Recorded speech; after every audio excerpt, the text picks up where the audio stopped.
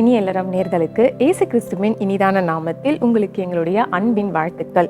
மறுபடியும் இந்த இனிய இல்லறம் நிகழ்ச்சியின் மூலம் உங்களை சந்திக்கிறதுல நாங்கள் ரொம்பவே மகிழ்ச்சி அடைகிறோம். பெண்கள் மத்தியில் ஒரு பெரிய எழுப்புதல் வரணும் அப்படின்ற நோக்கத்தோட கர்த்தர் சகோதரர் மோகன் சிலாசஸ் அவர்களுக்கு கொடுத்த இந்த திட்டம் தான் இந்த இனிய இல்லறம் நிகழ்ச்சி. இந்த நிகழ்ச்சியின் மூலம் அநேக குடும்பங்கள் கட்டப்பட ஆண்டவர் வல்லமையாய் கிரியை செய்து வருகிறாரு. நீங்க பெற்றுக்கொண்ட ஆசீர்வாதத்தை எங்களோட பகிர்ந்து கொண்டீங்க. அதுக்காக நாங்கள் தேவனுக்கு நன்றி செலுத்துகிறோம்.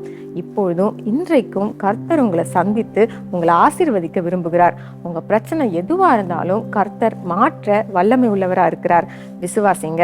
இப்பொழுதும் நம்முடைய சகோதரிகளோட இணைஞ்சு தேவனை துதிச்சு பாடலாமா? Praise the Lord. இந்த நாளிலும் இனிய இல்லறம் நிகழ்ச்சி மூலமாக அவங்களை சந்திக்கிறது எங்களுக்கு மிகுந்த சந்தோஷம். நம்ம எல்லாரும் சேர்ந்து ஆண்டவரை பாடி துதிக்க நீங்கள் ஆயத்தமாக இருக்கிறீங்களா? கர்த்தருடைய வார்த்தை சொல்லுகிறது, உன்னதமானவரின் மறைவில் இருக்கிறவன் சர்வ வல்லவருடைய நிழலில் தங்குவான். இன்னைக்கு ஏசப்பாவோட நிழலின் கீழே உங்களுக்கு அடைக்கலம் உண்டு. எங்களோடு சேர்ந்து பாடி துதிக்கும் போது தேவ பிரசன்னம் உங்கள் வீடுகளை நிரப்பும். நம்ம சேர்ந்து பாடி ஆண்டவரை துதிக்கலாமா? உன்னதமானவரோட மறைவில் நிற்பது ஒரு பெரிய பாக்கியம் இல்லை. சந்தோஷத்தோடு கூட ஆண்டவரை கரங்களை தட்டி நம்ம சேர்ந்து பாடுவோமா? ஆமென். அப்பா, உங்க மறைவில் இருக்கிறது எங்களுக்கு மிகுந்த சந்தோஷம். ஆண்டவரே, உடைய செட்டைகளின் கீழ் அடைக்கலமா எங்களை வைத்திருக்கிறீரே, உமக்கு நன்றி செலுத்துகிறோம்னு சொல்லி சந்தோஷத்தோடு ஆண்டவர் பாடி துதிக்கலாமா? ஆமென்.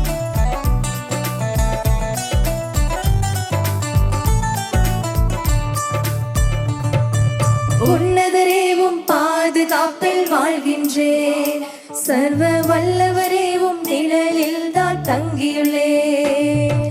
உன்னதரேவும் சந்தோஷத்தோடு இயேசுவே உங்க பாதுகாப்பில் நான் இருக்கிறேன்னு சொல்லி சந்தோஷத்தோடு ஆமென் தங்கியுள்ளே.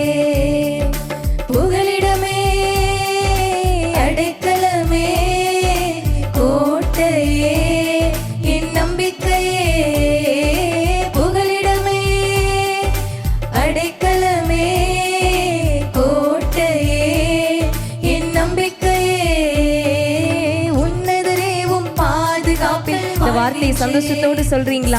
உங்க பாதுகாப்புல இருக்கிறப்பா, இதயத்துல சந்தோஷத்தை கொடுக்கிறீரே, உமக்கு நன்றின்னு.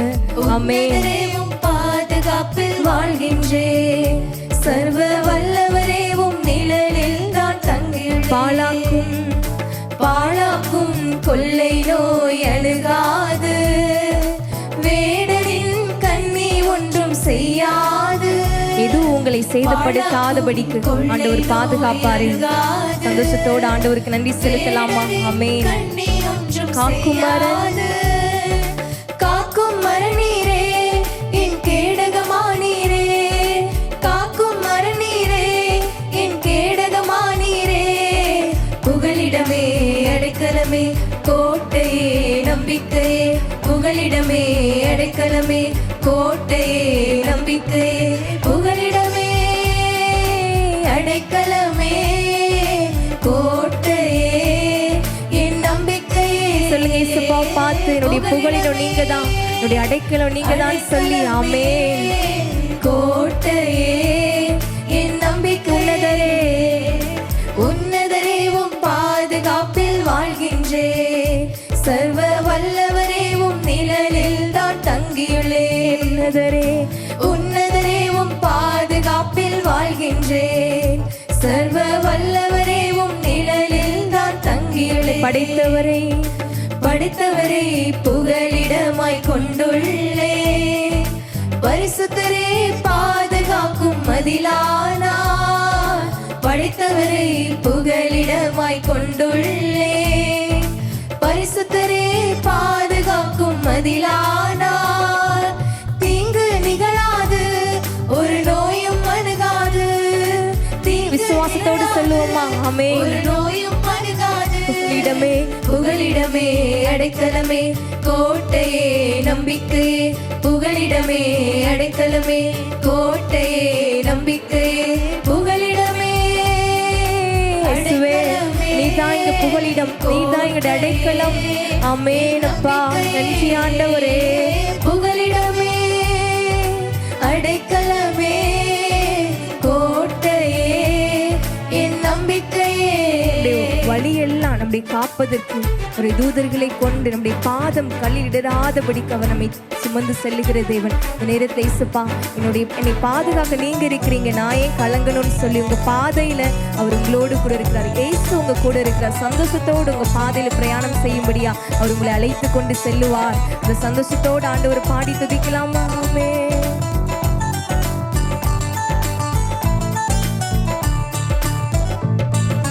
வழியெல்லாம் காக்கும் தூதன் எனக்குண்டு, பாதம் கல்லில் மோதாமல் தாங்கிடுவா.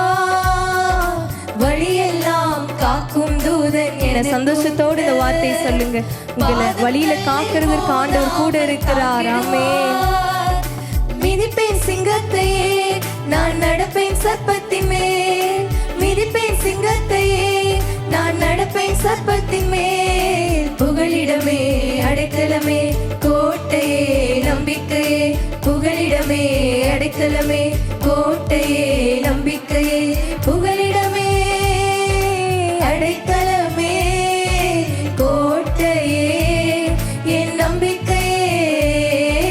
புகலிடமே அடைக்கலமே கோட்டையே. புகலிடமே இயேசுவை பார்த்து புகலிடமே அடைக்கலமே கோட்டையே என் நம்பிக்கையே. புகலிடமே அடைக்கலமே கோட்டையே என் புகலிடமே. ஒரு விஷயம் கூட புகலிடமே. இயேசுப்பா தான் உங்களுக்கு புகலிடம், இயேசுப்பா தான் உங்களுக்கு அடைக்கலம். இயேசுவை நம்பி அப்படி கண்களை மூடி இயேசுவே என்னுடைய புகலிடமா இருக்கிறீரே அப்பா உமக்கு நன்றி செலுத்துறேன்னு சொல்லி நம்முடைய அடைக்கலம் அவர் தான், நம்முடைய கேடகம் அவர் தான், நம்முடைய கண்மலை அவர் தான், இயேசு ஒருவர் தான். ஆமென். புகலிடமே அடைக்கலமே கோட்டையே என் நம்பிக்கையே. கண்களை மூடி இயேசுப்பா பார்த்து என்னுடைய கேடகம் நீங்க தான், என்னுடைய மகிமை நீங்க தான், நான் நம்புகிற கோட்டை நீங்க தான், என்னுடைய கண்மலை நீங்க தான் இயேசுப்பா. என்னை விட்டு விலகாதவர், எல்லா நேரத்திலும் எனக்கு நீங்க பலன் கொடுக்கிறவர் இயேசுப்பா பார்த்து நம்முடைய தகப்பனாக இருந்து நம்மை நடத்துகிறாரே, தோல் மேல் தூக்கி நம்மை சுமந்து அவர் செல்லுகிறத நம்ம பார்க்கிறோமே. இன்னைக்கும் இயேசுப்பா தகப்பனை போல உங்களை தோல் மேல் தூக்கி அவர் சுமக்க ஆயத்தமா இருக்கிறார். நீங்க ஒப்பு கொடுக்குறீங்களா? என் தகப்பனே, என் தந்தையே, என்னுடைய கேடகம் நீங்க தான் சொல்லி நம்ம அர்ப்பணிப்போடு கூட ஆண்டவரை பார்த்து உங்க கண் முன்னாக இயேசுவை நிறுத்தி சொல்ல போறீங்க. என்னுடைய கேடகம் நீங்க தான், என்னுடைய மகிமை நீங்க தான் சொல்லி ஆண்டவரை பார்த்து நம்ம சேர்ந்து துதிக்கலாமா? ஒரு உங்க பக்கத்துல இருக்கிறார், உங்க கேடகமாய் கண்மலையாய் கூட இருக்கிறார். இந்த தகப்பனை பார்த்து அன்பு தகப்பனே, உங்க மகள் நிற்கிறேன், உங்க மகன் இருக்கிறேன்னு சொல்லி சந்தோஷத்தோடு கூட இயேசுவை பார்த்து சொல்லுவோம். என்னுடைய கேடகமா இருக்கிறீங்களே உமக்கு நன்றி என்று சொல்லி ஆண்டவரை பார்த்து அம்மைனப்பா உமக்கு நன்றி செலுத்துகிற ஆண்டவரே. கேடகம் நீரே, மகிமையும் நீரே, தலை நிமிர செய்பவர் நீரே. பாத்தினுடைய கேடகம் நீங்க தான், என்னை தலை நிமிர செய்கிறவர் நீங்க தானப்பா. உண்மை நான் பார்க்கிறேன்னு சொல்லி இயேசுப்பா பார்த்து சொல்றீங்களா? தலை நிமிர செய்பவர் நீரே, தலை நிமிர செய்பவர் நீரே. தகப்பனே தகப்பனே தந்தையே, தலை நிமிர செய்பவர் நீரே. தகப்பனே தகப்பனே இந்த வார்த்தையை சொல்லி என்னுடைய தந்தையே, என்னை தலை நிமிர செய்பவரே உமக்கு ஸ்தோத்திரம் சொல்லுவோமா? ஆமென். கேடகம் நீரே, மகிமையும் நீரே, தலை நிமிர. உங்க வாழ்க்கையில உங்க உயர்த்துகிறவர் இயேசு ஒருவர் தான். மனுஷர்களால் உங்களை உயர்த்த முடியாது, மனித வார்த்தையினால் உங்களை உயர்த்தவே முடியாது. இயேசுப்பாவோட வார்த்தை தான் உங்களை உயர்த்த முடியும். எவரையும் பலப்படுத்தவும் மேன்மைப்படுத்தவும் இயேசுவால மாத்திரம்தான் முடியும். அவர் மேல் நம்பிக்கையோடு சொல்றீங்களா? தலை நிமிர செய்பவர் நீரே, தலை நிமிர, தலை நிமிர செய்பவர் நீரே, தலை நிமிர செய்பவர் நீரே. ஒன்றுக்கும் நான் கலங்காமல் ஸ்தோத்தரிப்பேன். அறிவு கெட்டா பேரமைதி பாதுகாக்குதே. ஒன்றுக்கும் நான் கலங்காமல் ஸ்தோத்தரிப்பேன். அறிவு பேரமைதி பாதுகாக்குதே. நீ விரும்பத்தக்கவை தூய்மையானவை, நீ விரும்பத்தக்கவை தூய்மையானவை, அவைகளையே தியானம் செய்கிறேன். தினம் அறிக்கை செய்து ஜெயம் எடுப்பேன். அவைகளையே தியானம் செய்கிறேன். தினம் அறிக்கை செய்து ஜெயம் எடுப்பேன். கேடகம் நீரே, கேடகம் நீரே, மகிமையும் நீரே, தலை நிமிர எங்களை தலை நிமிர செய்பவரே, உமக்கு நன்றி என்று சொல்லி இயேசுப்பாவை பார்த்து ஆமென் விசுவாசத்தோடு இந்த வார்த்தையை சொல்றீங்களா? ஆமென். நீங்க சொல்ல சொல்ல சொல்ல உங்க வாழ்க்கையில தேவ பிரசன்னம் நிரம்பும் போது உங்க குறைவுகள் எல்லாம் மாறும். எந்த இடத்துல நீங்க வெட்கப்பட்டு நின்னீங்களோ, எந்த இடத்துல தலை குனிந்து நின்னீங்களோ, அந்த இடத்துல இயேசு உங்க தலையை உயர்த்த வல்லமை உள்ளவர். இந்த விசுவாசத்தோடு நிமிர செய்பவர் நீரே, தலை நிமிர செய்பவர் நீரே. தகப்பனே, தகப்பனே, தந்தையே, தலை நிமிர செய்பவர் நீரே. தகப்பனே, தகப்பனே, தந்தையே, தலை நிமிர செய்பவர் நீரே. தலை நிமிர செய்பவர் நீரே, தலை நிமிர செய்பவர் நீரே. ஆமெனப்பா. எங்களை தலை நிமிர பண்ணுகிற தேவன் நீங்க ஒருவர் தான். உங்க வார்த்தை தான் எங்களை பலப்படுத்த முடியும், தலை நிமிர செய்ய முடியும். உங்களுடைய சமூகத்தில் எங்களை தாழ்த்தி அர்ப்பணிக்கிறோம். இயேசுவின் நாமத்துல இங்க துதிகளை ஏறெடுக்கிறோம் நல்ல தகப்பனே. ஆமென். கர்த்தரை நான் எக்காலத்திலும் ஸ்தோத்தரிப்பேன், அவர் துதி எப்பொழுதும் என் நாவில் இருக்கும் அப்படின்னு சங்கீதக்காரன் பாடுறாரு. நம்ம இன்னைக்கு மட்டும் இல்லாம தினமும் கர்த்தரை துதிக்கணும். அடுத்ததா நம்ம ஆவலோட எதிர்பார்த்திருக்கிற ஜோதி அக்கா நாடகம்.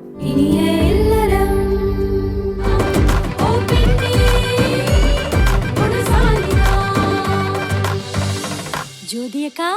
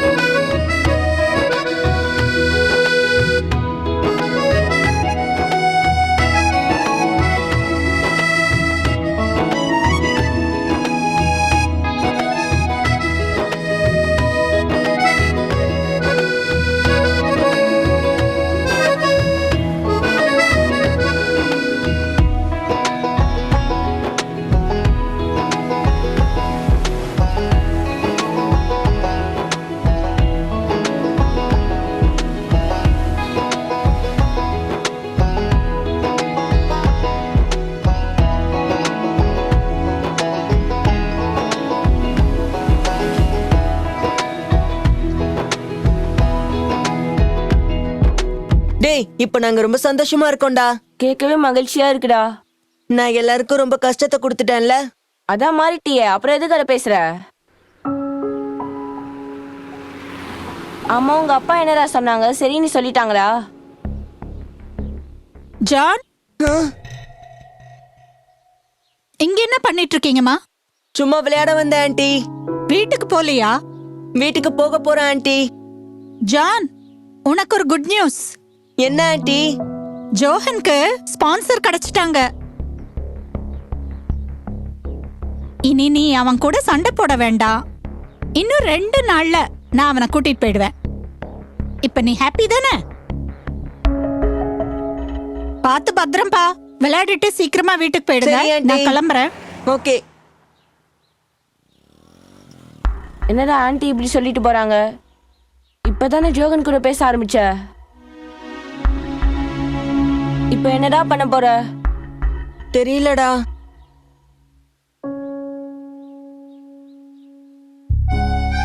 ஜான், உனக்கு ஒரு குட் நியூஸ். ஜோஹனுக்கு ஸ்பான்சர் கிடைச்சிட்டாங்க. இனி நீ அவன் கூட சண்டை போட வேண்டாம். இன்னும் 2 நாள்ல நான் அவனை கூட்டிட்டு போயிடுவேன்.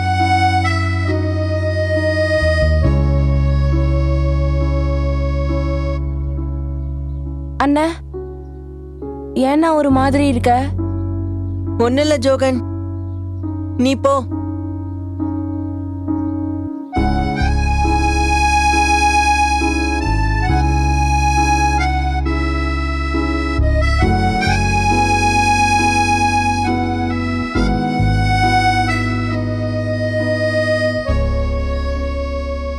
என்னப்பா, ஸ்கூல்ல ஏதாச்சும் பிரச்சனையா? மிஸ் ஏதாவது சொன்னாங்களா? இல்லம்மா. அப்புறம் ஏன் ஒரு மாதிரியா இருக்க? ஒண்ணு இல்லம்மா, நான் நல்லாதான் இருக்கேன். பீட்டருக்கும் உனக்கும் ஏதாவது சண்டையா? ச்சே, இல்லம்மா. அப்புறம் விளையாட போகும்போது நல்லா தானே போன? அது வந்துமா, தலைவலிக்குதுமா, வேற ஒண்ணும் இல்ல. வேற ஒன்னும் பிரச்சனை இல்லல்ல? தலைவலி தானே? ஆமாம்மா. சரி இரு, நான் போய் டீ போட்டு எடுத்துட்டு வரேன். ம் ம்.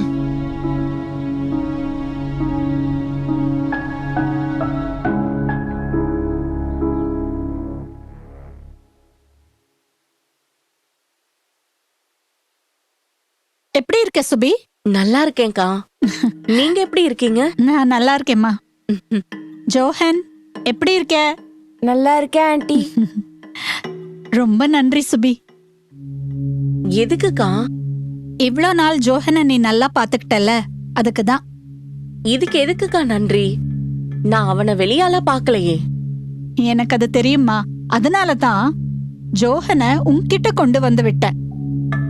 ம். எப்படி இருந்த ஜோஹன்? சந்தோஷமா இருந்தியா? ரொம்ப சந்தோஷமா இருந்தேன் ஆண்டி. உங்களுக்கு ரொம்ப சிரமத்தை கொடுத்துட்டேன் சுபி. என்ன ஜான், உண்மைதானே? அப்படியெல்லாம் இல்ல ஆண்டி. சரி சரி சுபி, நான் வந்த விஷயத்த சொல்லிடுறேன். இனி நீ கஷ்டப்பட வேண்டாம். வீணா உன் குடும்பத்துக்குள்ள குழப்பம் வராது. ஆம். அக்கா, நீங்க என்ன சொல்ல வரீங்கன்னு எனக்கு புரியல. அது வேற ஒண்ணும் இல்லம்மா.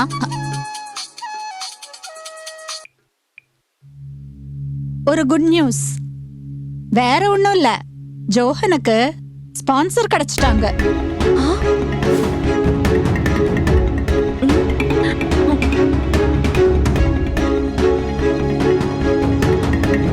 இன்னும் 2 நாள்ல அவனை இங்க இருந்து நான் கூட்டிட்டு போயிடுவேன். சந்தோஷம் தானே? அக்கா, ஹலோ. இதோ 5 நிமிஷத்துல வந்துடுறேங்க. சரி சுபி, சாரி சுபி, நான் அவசரமா வெளியில போனோம். நாளைக்கு வந்து பேசுறேன். சரி, வரேன் வரேன் ஜான். மா, நான் இங்கே இருக்கமா, எனக்கு பயமா இருக்குமா. ஆமாம்மா, ஜோகன் இங்கேயே இருக்கட்டும், எங்கேயும் போக வேண்டாம். பொறுமையா இருங்க, நான் ஜோதி அக்கா கிட்ட பேசுறேன். அம்மா, என்னை விட்டுற மாட்டீங்களா? இல்லப்பா.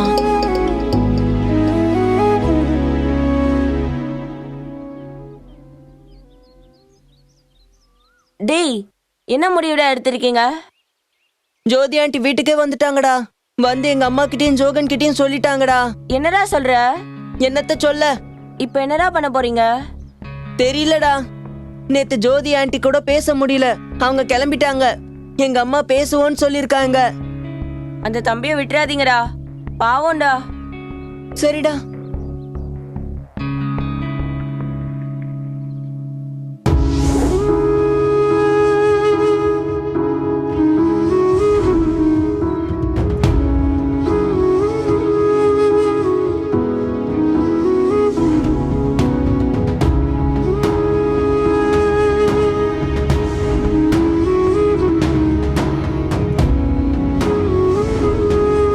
ஒரு குட் நியூஸ். வேற ஒண்ணும் இல்ல, ஜோஹனுக்கு ஸ்பான்சர் கிடைச்சிட்டாங்க.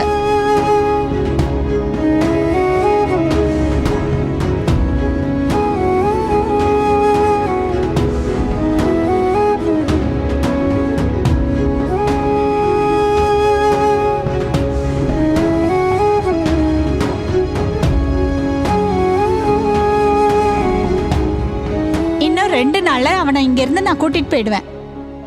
சந்தோஷம் தானே?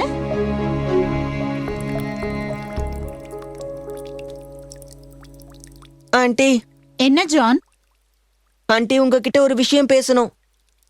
என்ன விஷயமா? ஆண்டி ஜோகன் எங்க வீட்லயே இருக்கட்டுமே ஆண்டி. நான் வேணா அம்மா கிட்ட சொல்லி நீங்க ஏதோ ஸ்பான்சர்னு பேசுனீங்கல்ல, அதை வேணா கொடுக்க சொல்றேன். அது அந்த ஸ்பான்சர் இல்லப்பா. ஆண்டி ப்ளீஸ், ஜோகன் எங்க வீட்லயே இருக்கட்டுமே.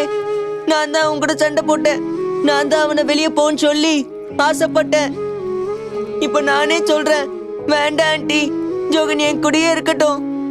ஜான் அழாதப்பா, நான் அம்மா கிட்ட வந்து பேசுறேன். நீங்க அம்மா கிட்ட பேசினாலும் நான் அவனை விட மாட்டேன். சரி சரி அழாத, சரியா? ஆன்ட்டி அர்ஜென்ட்டா வெளியில போறேன், நான் வந்து பாத்துக்கிறேன், சரியா? சரி.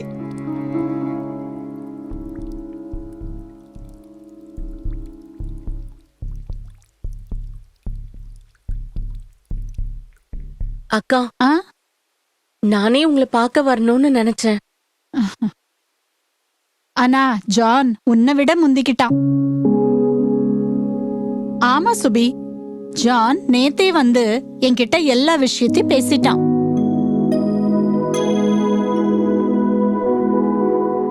நேத்தே நான் புரிஞ்சுக்கிட்டேன், ஜோகனை விட உங்களுக்கு மனசு இல்லைன்னு. அக்கா, இப்போ ஜோகன் எங்க வீட்டு பிள்ளையாவே மாறிட்டான். ஜானுக்கு தான் அவனை பிடிக்காம இருந்துச்சு. ஆனா இப்ப அவனுக்கே ஜோகனை விட மனசு இல்ல. அவன் எங்க வீட்டை விட்டு போனானா நாங்க ரொம்ப கஷ்டப்படுவோம். அவன் எங்க கூடவே இருக்கட்டுமே. ஆனா உன் கணவர் எதுவும்? ஆம், அவர்கிட்ட நான் பேசிக்கிறேன். நான் அப்பா கிட்ட பேசிக்கிறேன் ஆண்டி. நான் சொன்னா அப்பா சரின்னு தான் சொல்லுவாங்க. எனக்கு ரொம்ப சந்தோஷமா இருக்கு சுபி. இதை விட நல்ல குடும்பம் ஜோஹனுக்கு கிடைக்காது. ஜோஹன், ஆண்டவர் ரொம்ப நல்லவருப்பா. உனக்கு நல்ல குடும்பத்தை கொடுத்திருக்காரு. நல்ல பிள்ளையா இருக்கணும்னு. சரியா ஆண்டி?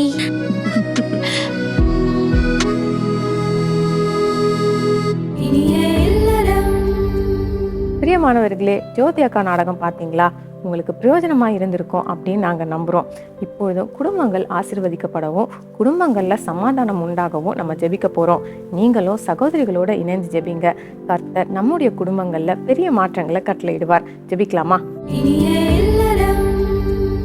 கிறிஸ்துவுக்குள் பிரியமானவர்களே, ஆண்டவராகிய இயேசுவின் நாமத்தில் உங்களுக்கு எங்கள் அன்பின் வாழ்த்துக்கள். இது உங்களுக்காக ஜெபிக்கிற ஒரு நேரம். நல்ல குடும்பம் அப்படிங்கிற தலைப்பில் நம்ம இன்றைக்கி ஜெபிக்க போகிறோம். நல்ல குடும்பம் ஆண்டவர் ஏற்படுத்தினது மனிதனுக்கு ஒரு நல்ல குடும்பத்தை ஏற்படுத்தி கொடுத்தார். ஆனால் இன்றைக்கி குடும்பங்களுக்குள்ளே பார்க்கும்போது நல்ல குடும்பமாக, ஆசீர்வாதம் உள்ள குடும்பமாக, சமாதானம் உள்ள குடும்பமாக இருக்குதா அப்படின்னு கேட்டால் நிறைய குடும்பங்களுக்குள்ளே இல்லை. அதுக்காக தான் இன்றைக்கி நம்ம ஜெபிக்க போகிறோம். இன்னைக்கு பாருங்க, வேதத்தில் கூட நீங்கள் பார்த்தீங்கன்னா எகிப்தின் ராஜா என்ன பண்ணினாங்கன்னா, எபிரேய ஸ்திரீகளுக்கு மருத்துவச்சு வர்றதுக்கு முன்னால் அந்த பிள்ளைகளை கொன்றணும், ஆண் பிள்ளைகள் பிறந்தால் கொன்றணும் அப்படின்னு சொல்லி எகிப்தின் ராஜா கட்டளையிட்டு இருந்தார். ஆனால் இந்த எபிரேய ஸ்திரீகள் அந்த கட்டளையை மீறி கர்த்தருக்கு பயந்ததுனால அந்த ஆண் பிள்ளைகள் எல்லாம் உயிரோடு காப்பாற்றினாங்க அப்படின்னு நம்ம வேதத்தில் வாசிக்க முடியும். அப்படி உயிரோடு காப்பாற்றினதுனால என்ன நடந்தது தெரியுமா? கர்த்தருக்கு பயந்ததுனால கர்த்தர் அவங்க குடும்பங்களை எல்லாம் தலைக்கும்படி செய்தார் என்று வேதத்தில் எழுதப்பட்டிருக்குது. இன்னும் பாருங்க, நோவாவுக்கு தேவனுடைய கண்ணில் கிருபை கிடைச்சிது அப்படின்னு எழுதப்பட்டிருக்குது.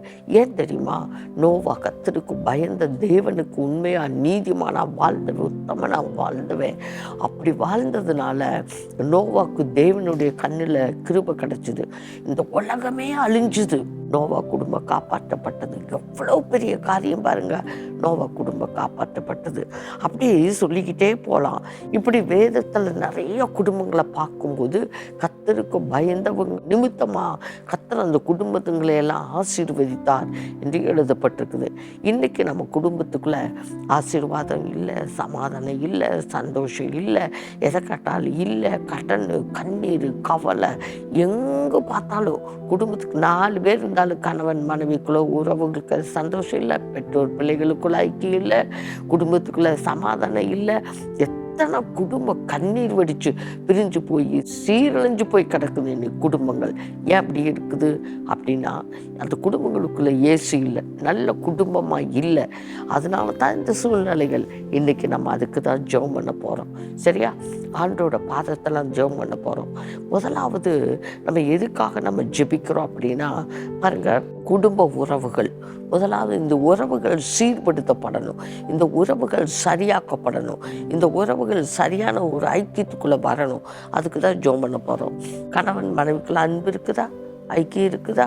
இந்த கணவன் மனைவி அன்பா இருந்தால் தானே பிள்ளைகள் கர்த்தருக்கு பயந்து வாழ்வாங்க. உங்களுக்குள்ள அன்பு கிடையாது, ஐக்கியம் கிடையாது, பெற்றோர்களுக்குள்ள ஐக்கியம் கிடையாது. அப்போ அந்த குடும்பத்தை பார்த்தீங்கன்னா இன்னைக்கு பிரிவினைகள் என்ன, பிரச்சனைகள் என்ன, வாக்குவாதங்கள் என்ன, சண்டைகள் என்ன, அருவருப்பு, அசுத்தங்கள், அன்பற்ற சுபாவங்கள், பரிசுத்த குலைச்சல்கள், இதெல்லாம் இந்த குடும்பத்துக்குள்ள குடி இருக்குது. அப்போ எங்கேருந்து சமாதானம் இருக்கும்? எங்கேருந்து ஆசீர்வாதம் இருக்கும்? எங்கே நிம்மதி இருக்கும்? அப்போ இந்த ஆசீர்வாதங்களுக்கெல்லாம் தடையை யார் காரணம்னு நம்ம தான். நம்ம நல்ல குடும்பத்தை சீராக நடத்திட்டு போகாத காரணம், நல்ல குடும்பம் இல்லாத காரணமே இதுதான்.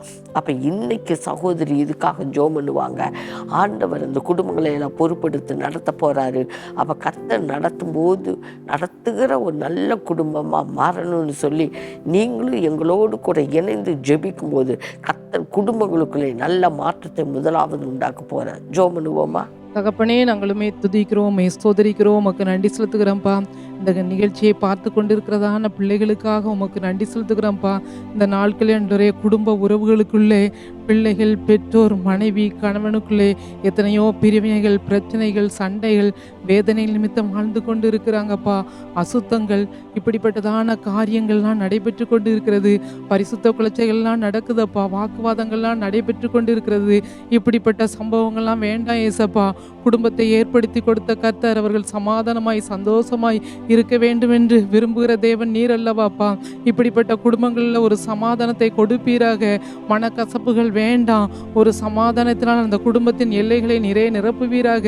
உன் அலங்கத்துக்குள்ளே சமாதானமும் உன் அரண்மனைக்குள்ளே சுகமும் இருப்பதாக என்று வேத வசனம் சொல்லுகிறதல்லவா. சுகத்தையும் சமாதானத்தையும் குடும்பங்களுக்குள்ளே கட்டளையிடுவீராக. நாங்கள் ஜெபித்து கொண்டு இருக்கிற இந்த மணி வேளையிலப்பா அந்த பிள்ளைகள்லாம் இப்படிப்பட்ட குடும்பங்கள்லாம் நிறைய தொடுவீராகப்பா. உடைய தெய்வீக சமாதானம் அந்த குடும்பங்களுக்குள்ள உண்டாகட்டும், குடும்பத்தின் எல்லைகளுக்குள்ள கடந்து வரட்டப்பா. நிறைய இந்த பிள்ளைகளை பொறுப்படுத்தி கொள்ளுங்க, மன வேதனைகள்லாம் மாற்றுங்க, துக்கத்தை சந்தோஷமாய் மாற்றி சந்தோஷப்படுத்துவீராக. கண்ணீரை நிறைய துடைப்பீராக, நிறைய பொறுப்படுத்திக் கொள்ளுங்க. இயேசுவின் நாமத்தில் ஜெபிக்கிறோம் பிதாவே, ஆமேன். கர்த்தர் நம்முடைய ஜெபத்தை கேட்டு, இந்த வாரமுள்ள ஜெபத்தை கேட்டு குடும்பங்களுக்குள்ளே நல்ல மாற்றங்களை உண்டாக்குகிறார். அதற்காக விசுவாசத்தோடு கூட கர்த்தருக்கு நன்றி சொல்லுங்க, ஸ்தோத்திரம் பண்ணுங்க. ஹல்லேலூயா, துதிக்கிறப்பா, ஸ்தோத்திரிக்கிறோம். அடுத்தபடியாக நம்ம எதுக்காக ஜெபிக்கிறோம் அப்படின்னா குடும்பங்களுக்குள்ள குறை இருக்கவே கூடாது. அப்படி தானே? ஆண்டவர் எந்த குடும்பத்துக்குள்ளே இருக்கிறாரோ அந்த குடும்பத்துக்குள்ளே குறை இருக்காது. ஆனால் இன்றைக்கி நம்ம குடும்பத்துக்குள்ளே பாருங்கள், ஏதாவது ஒரு காரியத்தை சொல்லி சொல்லி அழுதுகிட்டே இருக்கிறோம். நிம்மதி கிடையாது, பணம் இல்லை, கடன், திருமண தடை, பிசாசின் போராட்டங்கள், துக்கம், துயரம், கண்ணீர், வேதனை, இப்படி எல்லாம் குடும்பத்துக்குள்ளே இருக்குது. இதெல்லாம் மனதில் வைத்து நீங்களும் இப்படிப்பட்ட நிலைமையில் பாதிக்கப்பட்டிருப்பீங்கன்னா சகோதரியோட முழங்கால் படியிட்டு ஆண்டோட முகத்தை பார்த்து நீங்கள் ஜெபிக்க போகிறீங்க. நாங்களும் உங்களுக்காக ஜெபிக்கிறோம். கர்த்தர் நம்முடைய ஜெபத்தை கேட்டு குடும்பத்துக்குள்ளே மாற்றத்தை உண்டாக்குவார். ஜெபம் பண்ணுவோமா? பரலோகத்தின் தேவனே, அப்பா ஸ்தோத்திர இயேசப்பா, அந்த அருமையான ஜெப வேலைக்காய் நமக்கு நன்றி செலுத்துகிறோம் ஆண்டவரே. ஆண்டவரே, கர்த்தரே குடும்பத்தை உருவாக்குனீங்க இயேசப்பா. ஆண்டவரே, எத்தனையோ குடும்பங்கள் ஆண்டவரே குறைவுகள் ஆண்டவரே, அப்பா அந்த குறைவுனால ஆண்டவரே குடும்பத்தில் சமாதானமற்ற சூழ்நிலைகள் ஆண்டவரே, சந்தோஷமற்ற சூழ்நிலைகள் ஆண்டவரே, அப்பா எவ்வளவோ வியாதிகள் ஆண்டவரே, பலவீனங்கள் ஆண்டவரே, அப்பா ஒவ்வொரு குடும்பத்திலும் ஆண்டவரே, அப்பா எத்தனையோ குடும்பங்கள் ஆண்டவரே, கண்ணீர் ஆண்டவரே, கவலைகள் ஆண்டவரே, ஆண்டவரே இசப்பா எத்தனையோ குடும்பங்கள் ராஜா ஆண்டவரே, என் பிள்ளைக்கு குழந்தை இல்லையே, என் மனைவிக்கு குழந்தை இல்லையே என்று அப்பேற்பட்ட குறைவுகள் ஆண்டவரே, அப்பா எத்தனையோ குடும்பங்கள் ஆண்டவரே, என் மகனுக்கு திருமணம் ஆகலையே, மகளுக்கு திருமணம் ஆகலையே என்ற ஆண்டவரே குறைவுகள் ஆண்டவரே. என் ஆண்டவரே எத்தனையோ குடும்பங்கள் என்னமாய் கூட இசப்பா வேலையில்லாத குறைவுகள் ஆண்டவரே. அப்பா கத்தர் தாமே ஆண்டவரே ஒவ்வொரு குடும்பத்தையும் கத்தர் ஆளுகை செய்வீராக ராஜா. ஆண்டவரே கத்தர் ஒவ்வொரு குடும்பத்தின் தலைவராக கத்தர் கடந்து செல்வீராக ராஜா. ஒவ்வொரு பிள்ளையுடைய துக்கங்களையும் கத்தர் ஜெயமாய் மாற்றும்படியாய் கூட செபிக்கிறோம் ஆண்டவரே. அப்பா குடும்பத்துல தேவ சந்தோஷம், சமாதானம், ஆசீர்வாதம் கடந்து வரட்டும் ஆண்டவரே.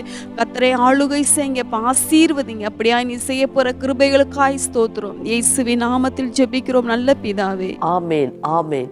உங்க துதிக்கிறப்பா, உங்க தோத்தரிக்கிறப்பா, உமக்கு நன்றி செலுத்துகிறோம். அடுத்தபடியாக நம்ம எதுக்காக ஜெபிக்க போறோம்னா, எல்லா குடும்பங்களும் ரட்சிக்கப்படணும். அதான் ஆண்டவருடைய சித்தம். அப்போ எல்லா குடும்பங்களும் பாதுகாக்கப்படணும், நல்ல குடும்பமாக இருக்கணும். இதுதான் ஆண்டவருடைய திட்டம். அதுக்கு தான் குடும்பம், அதான் தேவனுடைய திட்டம். அப்போ இந்த தேவனுடைய திட்டம் நம்ம குடும்பங்களுக்குள்ள நிறைவேறும்படிக்கு சகோதரி உங்களுக்காக ஜோம் பண்ணுவாங்க. நீங்களே எங்களோடு கூட இணைஞ்சு ஜோம் பண்ணுவீங்களா? தகப்பனே, உங்கள் முகத்தை நோக்கி நாங்கள் பார்க்கிறோம் இசப்பா. பொழுதும் இசப்பா எங்கள் தேசத்தில் இருக்கிற எல்லா குடும்பங்களுக்காக நாங்கள் ஜெபிக்கிறோம் இசப்பா. குடும்பங்களை உண்டாக்கின கர்த்தரை நாங்கள் மனதார ஸ்தோத்திரிக்கிறோம் இசப்பா. ஒவ்வொரு குடும்பத்தையும் இசப்பா நீங்கள் பொறுப்படுத்திக் கொள்ள வேண்டுமாய் நாங்கள் ஜெபிக்கிறோம் இசப்பா. ஒவ்வொரு குடும்பத்தில் உள்ள சிறு பிள்ளைங்களை பொறுப்படுங்கப்பா, பெரியவங்களை பொறுப்படுங்க, வாலிபர்களை பொறுப்படுங்கப்பா, வயதானவர்களை பொறுப்படுங்க இசப்பா. எல்லா குடும்பத்தின் பிள்ளைகளும் இயேசுவின் நாமத்தினால ரட்சிக்கப்படணும் இசப்பா. காலையிலும் மாலையிலும் குடும்ப ஜெபம் குடும்பத்தில் ஏறெடுக்கப்படணும் இசப்பா. நீங்க உலாவி வருகிற குடும்பமா அதை மாற்றும்படிக்கு ஜெபிக்கிறோம்ப்பா. கர்த்தருக்கு பயந்து அவங்க வாழணும் இசப்பா. கர்த்தர் உங்களுடைய பிள்ளைகளோடு பேசி உறவாடும்படிக்கு ஜெபிக்கிறோம்ப்பா. வியாதியை உன்னை விட்டு விலகுவேன்னு நீங்க வாக்கு பண்ணிருக்கிறீங்க இசப்பா. குடும்பத்துல வியாதி வரக்கூடாது இசப்பா, தரித்திரம் வரக்கூடாது இசப்பா. இசப்பா உங்க ஆசீர்வாதம், உங்க ஐஸ்வர்யம் குடும்பத்துல கடந்து வரும்படிக்கு நாங்க ஜெபிக்கிறோம் இசப்பா. குடும்பத்தை நீங்க பொறுப்படுத்து, குடும்பத்தின் தலைவரா நீங்க இருந்து இசப்பா. நீங்க விரும்புகிற குடும்பமாய் ஒவ்வொரு குடும்பத்தையும் எங்க தேசத்துல நீங்க மாற்றுங்க இசப்பா. நீங்க அதற்காகவே இசப்பா இந்த இனி எல்லாரும் ப்ரோக்ராமை நீங்க உருவாக்கி நீங்க நடத்தி கொண்டு இருக்கிறீங்க இசப்பா. இசப்பா அந்த தரிசனம் ஒவ்வொரு குடும்பத்துல நிறைவேறணும் இசப்பா. அன்றைய உங்க சித்தம் நிறைவேற்றப்படும்படிக்கு ஜெபிக்கிறோம் இசப்பா.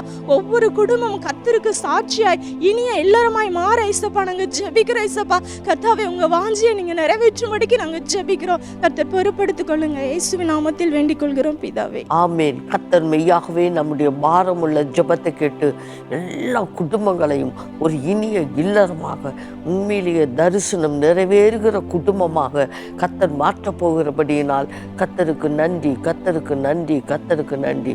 தகப்பனே, எங்கள் ஜெபங்களெல்லாம் நீங்கள் கேட்டதற்காக தோத்துறோம். நாங்கள் நினைப்பதை விட வேண்டிக் கொள்ளுகிறதை விட நீங்கள் மேலாக்கிரிய செய்து இந்த குடும்பமெல்லாம் நல்ல குடும்பமாக, ஆசீர்வாதமுள்ள சமாதானமுள்ள குடும்பமாய் மாற்றுகிற அன்புக்காக ஸ்தோத்திரம். உமக்கே மகிமை. இயேசுவின் நாமத்தில் ஜெபிக்கிறோம் நல்ல பிதாவே. ஆமேன் ஆமேன். பிரியமானவர்களே, நம்ம இயேசு கிறிஸ்துவின் நாமத்தினால இணைஞ்சு ஜெபிச்சிருக்கிறோம். என் நாமத்தினால எதை கேட்டாலும் அதை பெறுவீர்கள் அப்படின்னு கர்த்தர் நமக்கு வாக்குத்தத்தம் பண்ணியிருக்கிறார். இன்றைக்கு நம்ம ஜெபிச்ச காரியத்துல கர்த்தர் நிச்சயமா அற்புதங்களை கட்டளையிடுவார். விசுவாசத்தோட அற்புதங்களை எதிர்பாருங்க. அடுத்ததா சகோதரன் மோகன் சிலாசஸ் அவர்கள் குடும்பங்களுக்காக கொடுத்த ஒரு தேவ செய்தியின் தொகுப்பை பார்க்கலாமா? நம்முடைய வாழ்க்கை குடும்பத்தோட சம்பந்தப்பட்டது. ஆண்டவர் நம்மை குடும்பமாக உண்டாக்கி ஆசீர்வதித்து ஆண்டவர் இந்த உலகத்தை சிருஷ்டித்த அந்த காலத்திலேயே ஆதாம் ஏவாளை ஆண்டவர் உண்டாக்கி கணவன் மனைவியாக குடும்பமாக்கி அவர்களை ஆசீர்வதித்து பலுகி பெருகி பூமியை நிரப்புங்கள் என்று ஆசீர்வாதமான வாக்குத்தத்தங்களை எல்லாம் அவர்களுக்கு கொடுத்தார் என்பதாக வேதத்திலே நம்ம பார்க்கிறோம். அதே மாதிரி குடும்பங்களை தேவன் ஆசீர்வதித்து வந்த ஆண்டவர் ஆபிரகாம் சாராளை கர்த்தர் ஆசீர்வதித்தார். ஈசாக்கு ரெபேக்காளை கர்த்தர் ஆசீர்வதித்தார். யாக்கோபு அவருடைய மனைவி பிள்ளைகள் குடும்பங்களை கர்த்தர் ஆசீர்வதித்தார். இப்படி குடும்பங்களை ஆண்டவர் ஆசீர்வதித்து வந்ததை வேத புஸ்தகத்திலே நம்ம பார்க்கிறோம். ஒரு குடும்பத்திலே பலவிதமான உறவுகள் இருக்கிறது. கணவன் மனைவி, பெற்றோர் பிள்ளைகள், மாமியார் மருமகள், அப்புறம் மாமனார் மருமகன் மருமகள் என்ற உறவு, நாத்தனார் என்கிற உறவு, கொழுந்தனார் என்கிற உறவுகள், பல உறவுகள் சம்பந்தப்பட்டது தான் குடும்பம். அப்படிதான் ஆண்டவர் குடும்ப வாழ்க்கையை அமைத்து கொடுத்திருக்கிறார். ஏன் ஆண்டவர் குடும்ப வாழ்க்கையை அப்படி அமைத்து கொடுத்திருக்கிறார்?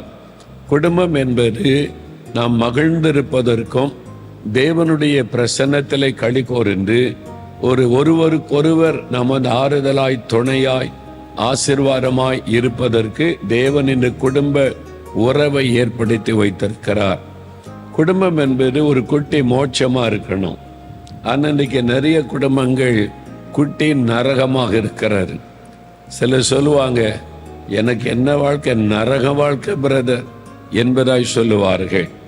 சில கணவன்மாரும் சொல்றாங்க, நரக வாழ்க்கை அனுபவித்து கொண்டிருக்கிறேன், வேற வழி இல்லாமல் வாழ்ந்து கொண்டிருக்கிறேன் என்று. சில மனைவிமாரும் சொல்றாங்க, கல்யாணம் பண்ண நாள்னு ஒரே நரகம்தான், இந்த மாதிரி தான் ஒரு வாழ்க்கை, என்ன வாழ்க்கை இது, அப்படி சலித்து கொள்ளுகிற பெண்களையும் சகோதரிமார்களையும் நான் பார்த்திருக்கிறேன். வயசான காலத்துல கூட சொல்றாங்க, இத்தனை காலம் வாழ்ந்தேன், என்ன வாழ்க்கை இது, ஏதோ எங்க பிள்ளைகளுக்காக வாழ்ந்து நான் வந்திருக்கிறேன், சலித்து கொண்டே சொல்லுகிறவர்கள் உண்டு. ஒரு சிலர் தான் குடும்பத்தின் சந்தோஷத்தை சொல்லுவதை பார்க்க முடிகிறார்.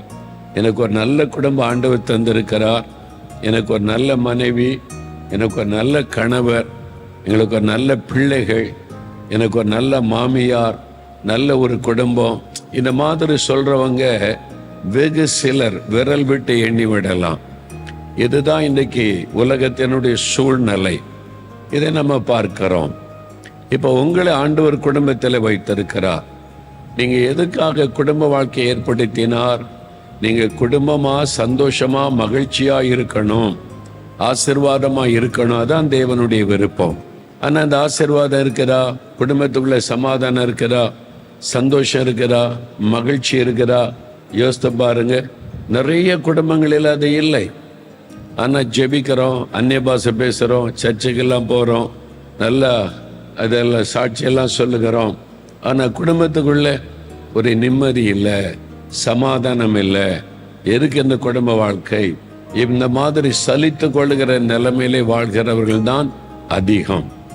ஆனால் ஆண்டவர் இதற்காகவா குடும்பத்தை சிருஷ்டித்தார்? இதற்காகவா குடும்ப உறவுகளை ஏற்படுத்தினார்? குடும்பம் என்பது ஒரு குட்டி மோட்சமா, பரலோகமா இருக்கணும். அதான் தேவனுடைய விருப்பம். சகோதரர் மோகன் சி லாசஸ் அவர்களுடைய சிறப்பு ஆலோசனை உங்களுக்கு பிரயோஜனமா இருந்திருக்கும் அப்படின்னு நாங்க விசுவாசிக்கிறோம். கர்த்தர் இன்று நிச்சயமா உங்களோட பேசியிருப்பார் அப்படின்னு நாங்க நம்புறோம். இப்பொழுதும் உங்களுடைய ஆசீர்வாதத்திற்காக தேவனுடைய வார்த்தையை பகிர்ந்து கொண்டு ஜெபிக்க சகோதரி அவர்கள் ஆயத்தமா இருக்காங்க. ஜெபத்தோட தேவ செய்தியை கேளுங்க. கர்த்தர் நிச்சயமா இன்றைக்கு உங்களோட பேசி உங்களை ஆசீர்வதிப்பார். கிறிஸ்துவுக்குள் பிரியமானவர்களே, இயேசு கிறிஸ்துவின் இனிதான நாமத்தில் உங்கள் அனைவருக்கும் எங்களுடைய அன்பின் வாழ்த்துக்களை சொல்லிக் கொள்கிறோம். இந்த நாளிலும் இந்த இனியலரம் நிகழ்ச்சியில் எங்களோடு கூட இணைந்து நீங்கள் செபித்திருக்கிறீங்க. இப்பொழுதும் நம்ம கர்த்தருடைய வார்த்தைகளை கேட்க போகிறோம். ஆண்டவர் இந்த நாளில் நம்மோடு கூட பேசுவார். ஒவ்வொரு வாரமும் நம்மளோடு கூட பேசி கர்த்தர் ஆசீர்வதித்து வருகிறார் இல்லையா? இந்த வாரமும் கர்த்தர் நம்மோடு பேசுவார். என்ன தலைப்பில் அவர் பேசுகிறார் அப்படின்னா, நல்ல குடும்பம் அப்படின்னு சொல்லி. நல்ல குடும்பம் அப்படின்னா நல்ல மனிதர்கள் இருக்கிற குடும்பம் இல்லையா? நல்ல சுபாவம் உள்ள மனுஷங்க வாழ்கிற குடும்பம் இல்லையா? தகப்பனாக இருக்கட்டும், தாயாக இருக்கட்டும், கணவன், மனைவி, பிள்ளைகள், ஒரு நல்ல சுபாவத்தோட கூட, நல்ல குணாதிசயத்தோடு கூட இருக்கிற ஒரு நல்ல குடும்பம், அதை தான் குறிக்கிறது. நல்ல குடும்பம்னா அங்கே அன்பு இருக்கும், சந்தோஷம் இருக்கும், சமாதானம் இருக்கும், ஐக்கியம் இருக்கும், நல்ல புரிந்து கொள்ளுதல் இருக்கும் இல்லையா? காரணம் என்னன்னா, அந்த குடும்பத்தில் இயேசு இருப்பார். அப்படி தானே? இயேசு தான் அந்த சுபாவங்களை நமக்கு கொடுக்கிறவர். அப்படின்னா பாருங்க, இன்னும் அநேக குடும்பங்களில் சண்டை, சச்சரவுகள், அன்பற்ற தன்மைகள், பகை, விரோதங்கள், பிரிவினைகள் இப்படியெல்லாம் இருக்கிறத பார்த்து இது ஒரு நல்ல குடும்பம் அப்படின்னு நம்ம சொல்ல முடியுமா? சொல்ல முடியாது இல்லையா? அப்போ நல்ல குடும்பம் அப்படின்னா அது ஒரு மாதிரியான குடும்பம் இல்லையா? மாடலான குடும்பம், மற்றவர்களுக்கு மாதிரியான ஒரு குடும்பம்.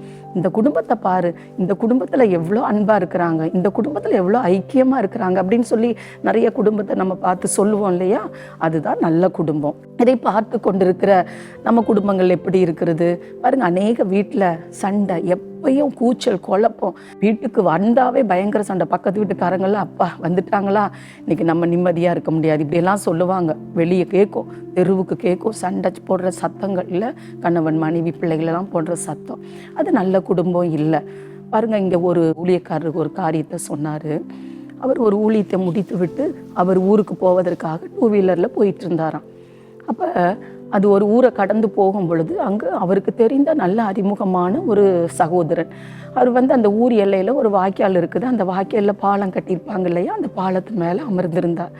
அப்போ அதை அவர் அடையாளம் கண்டு கொண்ட இந்த ஊழியக்கார சகோதரன் நின்று, என்னையா இந்த ராத்திரி வேலையில் இங்கே உட்காந்துட்டு இருக்கிற, நல்ல ஒரு இருட்டான வேலை, தனிமையில் இங்கே உட்காந்துருக்கிறியே, ஏன் வீட்டுக்கு போகலையா, இவ்வளோ நேரம் ஆயிட்ட அப்படின்னு சொன்ன உடனே அந்த சகோதரன் சொன்னாராம், எங்கள் வீட்டுக்கு போக, வீடு ஒரே நரகமாக இருக்குது, வீட்டுக்கு போகிறத காட்டிலும் பேசாத இங்கேயே ராத்திரியை கழிச்சிடலாம் போல இருக்குது அப்படின்னு சொன்னார். என்னையா சொல்கிற, உனக்கு திருமணமாகி 1.5 வருஷம் கூட ஆகலையே, 2 வருஷம் கூட முடியலையே, அதுக்குள்ளே வீடு நரகமாயிட்டா அப்படின்னு சொல்லி அந்த ஊழியக்காரர் கேட்டாராம். பாருங்கள், 2 வருஷம் கூட ஆகலை, அதுக்குள்ளே குடும்பம் நரகமாயிட்டு, எதுக்கு வீட்டுக்கு போகணும் அப்படிங்கிற ஒரு வெறுப்பு அந்த சகோதரனுக்குள்ள. இப்படி அநேக குடும்பங்கள் வாழ்ந்து கொண்டிருக்கிறாங்க. ஏன் காரணம் அப்படின்னா, அந்த குடும்பத்துக்குள்ள யார் இருக்கிறா? சமாதானத்தை கொடுக்குற இயேசு இல்லை, ஐக்கியத்தை கொடுக்குற இயேசு இல்லை, அன்பை கொடுக்குற இயேசு இல்லை, பிசாசு உட்கார்ந்துருக்கிறான். அதனால தான் சண்டை சச்சரவு அந்த வீட்டை நரகமாக்கிட்டு இருக்கிறான். கணவன் மனைவிக்குள்ள பிரச்சனைகளை உண்டாக்கி, கணவன் மனைவிக்குள்ள போராட்டத்தை உண்டாக்கி குடும்பத்தை நரகமாக்கி கொண்டிருக்கிறான். கடந்த நாட்களில் ஒரு சகோதரி 3 நாள் இங்கே தங்கி ஜெபம் பண்ணிட்டு அவங்க வீட்டுக்கு போகக்கூடிய அந்த நாள் வந்தது. அப்போ அவங்க இன்னும் 2 நாள் இருக்கட்டுமா அப்படின்னு பர்மிஷன் கேட்டாங்க. இப்போ என்ன பிரச்சனைக்காக நீங்கள் ஜெபிக்க வந்தீங்க, இன்னும் சரியாகலையா அப்படின்ட்டுலாம் அவங்கக்கிட்ட கேட்கும்போது அவங்க சொன்ன ஒரு காரியம், இந்த தேவனுடைய கூடாரத்திலேயே இருந்துடலாம் போல இருக்குது, இங்கே பரலோகமாட்டா இருக்குது, அவ்வளோ சந்தோஷம் இருக்குது, வீட்டுக்கு போகிறத நினச்சாவே எனக்கு பயமாக இருக்குது, உள்ளத்தில் ஒரு கலக்கம் வருது, என் கணவரை போய் நான் எப்படி சந்திப்பேன், 3 நாள் சந்தோஷமாக இருந்துட்டேன் தேவ சமூகத்தில், இனி வீட்டுக்கு போனால் பழையபடி அவர் பிரச்சனையை ஆரம்பிப்பார், எனக்கு பயமாக இருக்குது, எப்படி தான் நான் போய் சமாளிக்க போகிறேனே, ஆகவே 2 நாள் இருக்கிறேன் அப்படின்னு சொன்னாங்க. அப்பொழுது அவங்கள அமர வைத்து குடும்பம்னா எப்படி இருக்கணும், ஆண்டவர் எப்படி குடும்பங்களுக்குள்ள மாற்றத்தை கொண்டு வருவார்னு சொல்லி அவங்களுக்கு ஆலோசனை கொடுத்து செபித்து அனுப்பணும். எனக்கு அன்பான கர்த்தருடைய பிள்ளைகளே, அநேகர் கூட்டங்களுக்கு வரும்போதெல்லாம் இங்கே பரலோகமாட்டா இருக்குது, இங்கேயே அப்படி இருக்க முடியுமா? குடும்பத்துக்குள்ளே போய்தான் ஆகணும். கூட்டத்துக்கு போகிற இடத்துல, ஜெபத்துக்கு போகிற இடத்துல இருந்துடலாமா? முடியாது. குடும்பம், கணவன் மனைவி பிள்ளைங்க இருப்பாங்க, வீட்டுக்கு போய்தான் ஆகணும். ஆனால் நம்முடைய ஆண்டவராகிய கர்த்தர் இந்த கூடாரத்தில் இருக்கிற அந்த சமாதானத்தை, அந்த சந்தோஷத்தை, அந்த நிலையான ஐஸ்வர்யம், ஆசீர்வாதங்கள், சமாதானம் எல்லாத்தையும் குடும்பத்தில் தருவார். எப்போ தெரியுமா? அவரை நம்ம அழைக்கும் பொழுது, நம்ம குடும்பத்துக்குள்ளே இயேசு வரும் பொழுது என்ன செய்யும்? குடும்ப சமாதானமாக இருக்கும், சந்தோஷமாக இருக்கும், நிம்மதி இருக்கும், இல்லை குடும்பமே குட்டி மோட்சமாக இருக்கும். அப்படிப்பட்ட காரியங்களை இயேசுவால் செய்ய முடியும். பாருங்கள், ஒரு கணவனும் மனைவியும் 2 பேரும் நல்ல அரசாங்க வேலையில் இருக்கிறவங்க. அந்த சகோதரன் அரசாங்க வேலையிலேருந்து ரிட்டையர்ட் ஆகிட்டார். அவங்க மனைவி ஒர்க் பண்ணிட்டு இருந்தாங்க. இவர் ரிட்டையர்ட் ஆகிட்டாரு. பிள்ளைங்க 2 பேர், அவங்களுக்கு திருமணமெல்லாம் ஆகியாச்சு. இப்போ இவங்க 2 பேரும் வீட்டில் இருக்கிறாங்க. ஆனால் அவங்க 2 பேரும் பேசி பல வருஷங்கள் ஆகிவிட்டது. ஒரே வீட்டுக்குள்ளே இருக்கிறாங்க. நல்ல வசதி வாய்ப்புகள், நல்ல பெரிய வீடு, அரண்மனை போன்ற வீடு, நல்ல வசதிகள், நகை நட்டு எல்லாமே இருக்குது. ஆனால் 2 பேருக்குள்ளே ஒரு அண்டர்ஸ்டாண்டிங் இல்லை, சரியான ஒரு அண்டர்ஸ்டாண்டிங் இல்லாததுனால கருத்து வேறுபாட்டு நிமித்தம் 2 பேரும் பேசி கொள்ளுவதே கிடையாது. காலையில் கரெக்டாக 8:30 ஆன உடனே பைக்கை தூக்கி தொடச்சி வச்சுட்டு வெளியில் அந்த வண்டியில் ஏறி உட்காந்துருப்பார். அவங்க கிளம்பிட்டாங்களா, ஒய்ஃபு கிளம்பிட்டாங்களா, வருவாங்களான்னெல்லாம் அவர் கேட்கவும் மாட்டார், பார்க்கவும் மாட்டார். நேராக கரெக்டாக 8:30 ஆன உடனே வண்டியை போய் ரெடி பண்ணிவிட்டு ஸ்டார்ட் பண்ணிவிட்டு நிற்பார். அந்த அம்மா அவசர அவசரமாக ஓடி போய் ஏறிடணும், இல்லைன்னா பயங்கர பிரச்சனை. அவர் கூட்டிகிட்டு போக மாட்டார் அன்னைக்கு. அந்த அம்மா அப்புறம் பஸ் பிடிச்சி போகிறது கஷ்டம். ஆகவே பேசிக்கொள்ள மாட்டாங்க. கரெக்டாக 8:30க்கு போய் வண்டியை ஸ்டார்ட் பண்ணிடுவார். அதுக்குள்ளே அந்த அம்மா வேலையில் முடிச்சுட்டு ஓடிடணும். பல வருஷங்கள் பாருங்கள். இது எதை குறிக்குது? வெளிப்பார்வைக்கு கணவன் மனைவி ஐக்கியமாக இருக்குது. வண்டியில் கூட்டிகிட்டு போகிறாரு. அவங்களுக்கு என்னப்பா, 2 பேரும் 2 வீலர் போகிறாங்க வராங்க, வயசான காலத்திலும் பிள்ளைங்களையும் நல்லா திருமணமாகி செட்டில் பண்ணிட்டாங்க அப்படின்னு சொல்லுவாங்க. ஆனால் வீட்டுக்குள்ளே பார்த்தா தான் 2 பேருக்குள்ளேயும் ஒற்றுமை இல்லை, சமாதானம் இல்லை, சண்டை, பிரச்சனை, வயசு பல வருஷங்கள் ஆயிட்டு, 2 சமையல், இப்படி எத்தனை குடும்பங்கள் பாருங்கள். வெளியில் பார்வைக்கு அன்பாக இருக்கிற மாதிரி, ஐக்கியமாக இருக்கிற மாதிரி ஒன்றா போவாங்க வருவாங்க. வீட்டுக்குள்ளே வந்த உடனே 2 பேரும் 2 துருவமாட்டா போயிடுவாங்க. இப்படி எத்தனை குடும்பங்களுக்குள்ள. இது நல்ல குடும்பம்னு நம்ம சொல்ல முடியுமா? சொல்ல முடியாது. ஏன்னா அங்கே பிரிவினை இருக்க, பிரிவினையை உண்டாக்கி வச்சிருக்கிற பிசாசு உள்ள உட்காந்துருக்கிறானே. குடும்பங்களுக்குள்ள நம்ம ஜாக்கிரதையாக இருக்கணும். இனிய இல்லறம் நம்ம குடும்பமாக அப்படி மாறணும். நம்முடைய குடும்பமெல்லாம் இனிய இல்லறமாக மாறணும். அதுக்காகத்தான் ஆண்டவர் ஒவ்வொரு வாரமும் இந்த நிகழ்ச்சியின் மூலமாய் அநேக ஆலோசனைகளை கொடுக்கிறார். பாருங்க, வேத வசனம் சொல்லுகிறது, யோபின் சரித்திரம் 5ஆம் அதிகாரம் 24ஆம் வசனம் சொல்லுகிறது, உம்முடைய கூடாரம் சமாதானத்தோடு இருக்க காண்பீர், உம்முடைய வாசஸ்தலத்தை விசாரிக்கும் பொழுது குறைவை காண மாட்டீர் அப்படின்னு அந்த வேத வசனம் சொல்லுகிறது. அப்ப நம்முடைய கூடாரங்கள் சமாதானத்தோடு இருக்க வேண்டும். நம்முடைய கூடாரத்தை விசாரிக்கும் பொழுது, நம்முடைய குடும்பத்தை மற்றவர்கள் விசாரிக்கும் பொழுது, நம்முடைய உறவுகள் விசாரிக்கும் பொழுது அங்கு குறைவு இருக்கக்கூடாது. என்ன குறைவு இருக்கக்கூடாது? அன்பு குறைவு இருக்கக்கூடாது. பாருங்க, சமாதான குறைவு இருக்கக்கூடாது, ஐக்கிய குறைவு இருக்கக்கூடாது, ஆசீர்வாத குறைவு இருக்கக்கூடாது. ஆனால் இன்றைக்கு எத்தனை குடும்பங்கள குறைவுகள் பாருங்க, எவ்வளோ குடும்பங்களுக்குள்ள குறைவுகள், அன்பு குறைவு, அன்பு தாழ்ச்சியான குடும்பமாக இருக்கிறது. கணவன் மனைவி ஒருவருக்கொருவர் அன்பு செலுத்துவது இல்லை, ஐக்கியம் இல்லை, பெற்றோருக்குள்ளே பிள்ளைகளுக்குள்ள ஐக்கியம் இல்லை. அவங்க பாட்டுக்கு எழும்புறது, அவங்க பாட்டுக்கு கிளம்புறது, அவங்க பாட்டுக்கு போகிறது. வீட்டில் ஒரு அன்பாக ஐக்கியமாக உட்காந்து பேசி சமாதானமாக ஜெபம் பண்ணி சாப்பிட்டு இப்படியெல்லாம் பல வருஷங்கள் ஆகியிருக்கும். எத்தனை குடும்பங்களுக்குள்ள எனக்கு அன்பான கர்த்தருடைய பிள்ளைகளே, உங்கள் கூடாரத்தை விசாரிக்கும் பொழுது அங்கே குறைவு இருக்குதா? சமாதான குறைவு இருக்கா? அன்பு குறைவு இருக்கா? யோசிச்சு பாருங்க. அந்த கூடாரம் சமாதானத்தோடு இருக்கணும். அதுதான் கர்த்தருடைய பிள்ளைகள் வாழ்கிற குடும்பம். கர்த்தருடைய பிள்ளைகளுக்கும் மற்றவர்களுக்கும் வித்தியாசம் இருக்கிறது. ஆகவே நம்ம குடும்பத்துக்குள்ள சமாதானம் இருக்குதா? நம்ம குடும்பத்துக்குள்ள ஐக்கியம் இருக்கா? நம்ம குடும்பத்துக்குள்ள சந்தோஷம் இருக்கா? யோசித்து பார்க்கணும். இந்த வார்த்தைகளை கேட்டுக்கொண்டிருக்கிற யாரா இருந்தாலும், சகோதரனையா இருந்தோ சகோதரியா இருந்தாலும், நீங்க யோசித்து பாருங்க. உங்கள் குடும்பத்துக்குள்ள கர்த்தர் கொடுக்குற சமாதானம் இருக்கா அல்லது குறைவுபட்டிருக்கா? சந்தோஷம் இருக்கா அல்லது குறைவுபட்டிருக்கா? யோசித்து பார்க்கணும். அப்போ இல்லைன்னா அதை தேட பிரயாசப்படணும். பாருங்க, ஒரு ஊழியக்காரர் சொன்ன அருமையான ஒரு சம்பவம் ஞாபகத்துக்கு வருகிறது. ஒரு விதவை தாயார் தன்னுடைய 2 பெண் பிள்ளைகளோடு கூட ஒரு குடும்பத்தில் வசித்து வந்தாங்க. அவங்களுடைய கணவர் மரித்து போய்விட்டார். 2 வாலிப பிள்ளைகள். அவங்க 2 பேரும் கர்த்தருடைய பிள்ளைங்க. அந்த தாயார் இயேசுவை ஏற்றுக்கொண்டவங்க. அவங்க காலையும் மாலையும் ஒரு குறிப்பிட்ட நேரம் வரும் பொழுது சந்தோஷத்தோடு கரங்களை தட்டி கர்த்தருடைய பாடல்களை துதித்து பாடி வேத வசனத்தை வாசித்து ஜெபிப்பார்களாம். காலையும் மாலையும் தவறாம அந்த ஜெபம் நடக்கும். 2 வாலிப பிள்ளைகளும் அந்த தாயாரும் இயேசுக்கு சொந்தமா தங்களை ஒப்பு கொடுத்தவங்க, இயேசு கிறிஸ்துவை சொந்த ரட்சகராய் ஏற்றுக்கொண்டவங்க. ஆகவே காலையும் மாலையும் கர்த்தரை துதித்து பாடிக்கொண்டே இருப்பார்களாம். அவர்கள் வீட்டு பக்கத்துல ஒரு நல்ல பயங்கரமான ஒரு தீவிரமான ஒரு வைராக்கியம் உள்ள இயேசுவை அறியாத ஒரு சகோதரன் அவங்களுடைய மத வைராக்கியத்தில் தீவிரம் உள்ளவராக இருந்தார். அப்ப காலையும் மாலையும் இந்த தாயும் அந்த பிள்ளைகளும் செபிக்கிற அந்த சத்தத்தை இவர்களுக்கு கேட்டா சகிக்கவே முடியாது. என்ன எப்ப பார்த்தாலும் காலையிலயும் ஐயோ டைம் ஆகுதே, உட்கார்ந்துருவாங்களே, பாடுவாங்களே, சத்தம் போடுவாங்களே, அலறுவாங்களே அப்படி சொல்லி அவரு அந்த பிள்ளைகளை குறித்து ஒரு தப்பாகவே பேசி கொண்டிருந்தார். அவரும் மனைவி பேசி கொள்ளுவார்களாம். இப்படி இருக்கும் பொழுது அந்த தாயாருக்கு மூத்த மகள் வியாதிப்பட்டு திடீரென்று மரித்து போய் விட்டாளாம். மரித்து போய் பாருங்க, அன்றைக்கு பகல்ல அந்த மகளுடைய அடக்க ஆராதனையெல்லாம் நடந்தது. அந்த மகளை போய் அடக்கம் பண்ணிட்டு வந்தாங்க. அப்பொழுது இந்த பக்கத்து வீட்டு நபர் சொன்னார், கிறிஸ்துவை அறியாத அந்த சகோதரன் சொன்னாரு, இப்போ அந்த மூத்த பிள்ளை இறந்துருச்சுது, இப்போ இந்த வீட்டில் என்ன செய்யாது, இயேசுவை துதிச்சு பாட மாட்டாங்க, சத்தமே இருக்காது, வேணா பாருன்னு சொல்லி தன் மனைவி கிட்ட அவர் சொல்லிட்டு இருந்தாராம்.